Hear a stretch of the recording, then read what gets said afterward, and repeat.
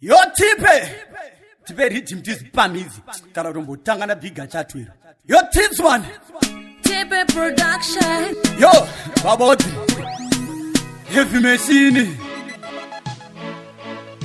chakanaka urungwe mkaka yamira hana pakarova chitaka wandivhiringidza nechimiro nesmart zvekutipa zvangandichida kusasa ndazongoti nhengirikini ndasipakotitambisa manhengirikini tisidikiso wandimisa nhengirikini ndabva kuda kuenda pamunhengirikini ndazogaya futi handina nhengirikini ndachakutunga zondipa nhengirikini handikabire mapirisi enhengirikini peta ndinodzaka nangu nhengirikini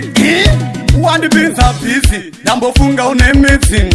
kwedera kuno kandibata bvudzi zikanzisemure kwawizi ndikati ndibvire kuno ndirastonge bhizi totorarama newidzi risingatenderwe muno ndiri murume wemuridzi bvunza fokisi natidzi tototambira kuno ndazongoti nhengirikini ndasipakotitambisa manhengirikini pisidikiso wandimisa nhengirikini ndabva kuda kuenda pamunhengirikini ndazogaya futi handina nhengirikini ndachakutunga zondipa nhengirikini handikabire mapirisi enhengirikini peta ndinodzaka nangu nhengirikini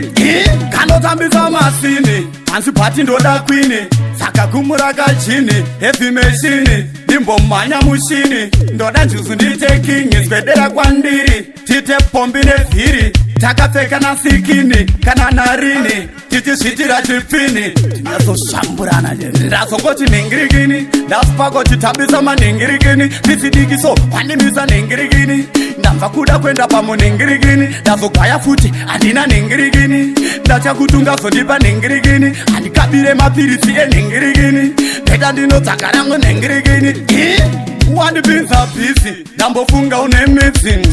kwedera kuno kandibata bvudzi zikanzisemure kwawizi ndikati ndibvire kuno ndirastonge bhizi totorarama newidzi risingatenderwe muno ndiri murume wemuridzi bvunza fokisi natidzi tototambira kuno kanotambisa masini hanzi pati ndoda kwini saka gumura kachini heavy machine ndimbomhanya mushini ndoda njuzu ndite kingi swedera kwandiri tite pombi nevhiri takapfeka nasikini kana narini tichizvitira chipfini tinyazoshamburana ndazongoti nhengirikini ndasipakotitambisa manhengirikini tisidikiso wandimisa nhengirikini ndabva kuda kuenda pamunhengirikini